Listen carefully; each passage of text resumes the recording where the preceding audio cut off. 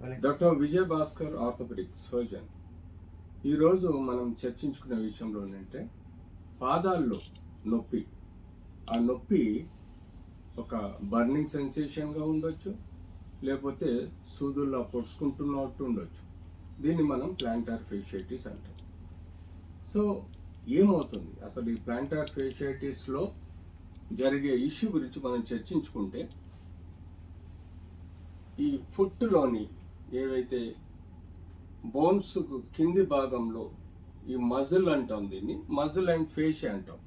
అంటే muscle and fascia అంటే ఈ యొక్క మజిల్ ఫేషియా ఎప్పుడైతే పాదంలో ఒక స్ప్రింగ్ లాగా యాక్ట్ చేస్తుంది, మనం ఎగిరి దుంకినా కూడా అది మనల్ని స్ప్రింగ్ లాగా యాక్ట్ చేస్తుంది. ఈ muscle or fascia or ligament అనుకోండి, అది బోన్ టు బోన్ అటాచ్ ఉండి మనల్ని మన యాక్టివిటీకి, నడకకు కానీ, లేకపోతే జంపింగ్లకు కానీ, లేకపోతే స్పోర్ట్స్ యాక్టివిటీస్ కానీ, అది మనల్ని బోన్స్ ఒత్తుకపోకుండా, అంటే బోన్ గ్రౌండ్కి ఒత్తుకపోకుండా ప్రొటెక్ట్ చేస్తూ ఉంటుంది. ఎలా? మీరు ఒక వెహికల్కి కింద స్ప్రింగ్ లాంటి యాక్షన్స్ ఉంటాయి, దాన్ని మనము we call it as a చాసిస్కి అండ్ వీల్స్కి మధ్యలో ఒక స్ప్రింగ్ లాంటిది మనకు ఉంటుంది, దాన్ని మనము అసెంబ్లింగ్ అంటాం. ఈ అసెంబ్లింగ్లో ఎప్పుడైతే మనకు టైర్ జంప్ అయినప్పుడు ఎలాగైతే వెహికల్కి ప్రొటెక్ట్ చేస్తుందో, అలాగే మన పాదం నడకలో కూడా మనకు ఈ ఫేషియా అన్నది ప్రొటెక్ట్ చేస్తూ ఉంటుంది, ఇలా ఆడుతూ ఉంటుంది. సో ఒక బోన్ నుంచి ఇంకొక బోన్కి కనెక్ట్ అయినప్పుడు దాని యొక్క అటాచ్మెంట్లో డిఫెక్ట్ ఉన్నా, ఆ బోన్కి మజిల్ అయితే ఎక్కడైతే అటాచ్మెంట్ ఉందో అక్కడ పొరలు లేచిన, అంటే కొన్ని కారణాల వల్ల బోను మజిల్ లిగమెంట్ అటాచ్మెంట్ దగ్గర పొరలు లేస్తాయి, టెండాన్ దగ్గర కూడా పొరలు లేస్తాయి. అంటే అది మనం ఒక విధంగా లోపలి పుండుగా భావించడం జరుగుతుంది.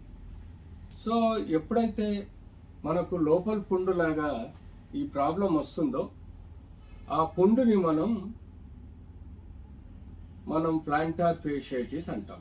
అంటే ఎక్కడైతే బోన్ దగ్గర మనకి ఇలాంటి యూజువల్గా ఒక మజిల్ అటాచ్మెంట్ లేవటం వల్ల, కొన్ని ఇంజురీస్ వల్ల కానీ, కొన్ని ఇన్ఫెక్షన్స్ వల్ల కానీ ఆ పొర దెబ్బతింటం వల్ల దాన్ని మనం ఫేషియైటిస్ అంటాం. అంతేకాకుండా మడిమ ఎముక ఏదైతే ఉంటుందో, ఇక్కడ మడిమ ఎముక, ఈ ఎముక కూడా మనకు పొరలు తేలి దాన్ని క్యాల్కేలియన్ స్పర్ అంటాం. అంటే ఎముక బయటికి పొడిచి కండరాలలో కుచ్చుకుపోతున్నప్పుడు దాన్ని మనం హీల్ స్పర్ పెయిన్ అని అంటాం. అంతేకాకుండా ఈ యొక్క పాదంలోని స్కిన్ వలన కూడా కొన్ని క్రాక్స్ ఏర్పడి మనకు ఇన్ఫెక్షన్ రావటం వల్ల కూడా లోపల ఉండే ఫేషియా మజిల్స్లో మయాల్జియాస్, మజిల్ పెయిన్స్, టెండినైటిస్ అంటే టెండాన్స్ యొక్క ఇరిటేషను, అంతే లోకల్ ఇన్ఫెక్షను, ఇలాంటివి రావటం వల్ల కూడా మనకు సమస్యలు ఏర్పడుతూ ఉంటాయి. సో మనం టెక్నికల్గా చూస్తే ఇది ఒక బోన్, ఈ స్పర్ అనేది మనకు యూజువల్గా ఈ కండరాల్లో ఒత్తుకపోయి కూడా నొప్పి వస్తుంటుంది.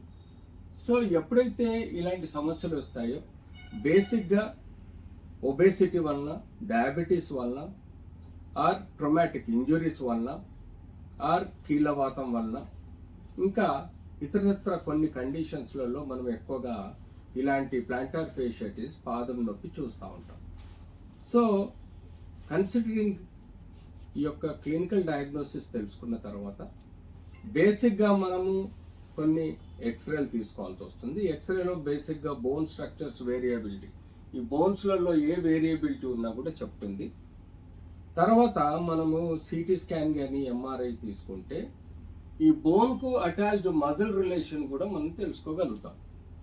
సో ఎప్పుడైతే మజిల్ రిలేషన్ తెలుసుకుంటామో అప్పుడు మనం ఈ యొక్క బోన్ రెచ్చిపోవడం, అంటే ఇన్ఫ్లేమ్ అవడం, ఆర్ కండరం రెచ్చిపోవడం ఆర్ ఇన్ఫ్లేమ్ అవడం, ఆర్ టెండాన్ రెచ్చిపోవడం, టెండినైటిస్ అవడం లాంటివి మనం చూస్తుంటాం. సో ఎక్స్రే, సిటీ, ఎంఆర్ఐతో కొంత మేరకు మనం ఈ ఫేషియైటిని తెలుసుకోగలిగితే రక్త పరీక్షల ద్వారా అది కీళ్ళ వాతమా, లేకపోతే మజిల్ వాతమా, లేకపోతే టెండాన్స్ ఏవైతే మజిల్ టు బోన్ అటాచ్డ్ ఉంటాయో ఆ టెండాన్స్ సమస్యలు అనేది తెలుసుకోవాల్సిన అవసరం ఉంటుంది. వన్స్ మీకు ఈ ఐడియా వచ్చిందంటే తర్వాత దాన్ని సక్రమంగా మనం ట్రీట్ చేయగలుగుతాం.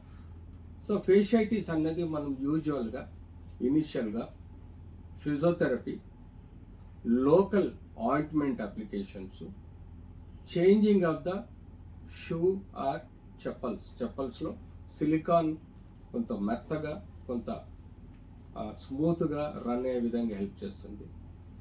పెయిన్ కిల్లర్స్తో పాటు వీలైతే లో గ్రేడ్ ఇన్ఫెక్షన్ అనుకుంటే మనకు సిబిపిలో డబ్ల్యూబీసీ కౌంట్ పెరిగిన, ఆ న్యూట్రోఫిల్స్ పెరిగిన, లింఫోసైట్స్ పెరిగిన కొంత మేరకు మనం యాంటీబయాటిక్ కూడా అటాచ్ చేసి ఒక 5 days ఇవ్వడం. రోజు పాదాలను గోరువెచ్చని నీళ్ళల్లో పెట్టి కాస్త సాల్ట్ తోటి ఫర్మెంటేషన్ చేసి ఎక్సర్సైజ్ చేయటం వల్ల మనకు పెయిన్ తగ్గే ఆస్కారం ఉంటుంది.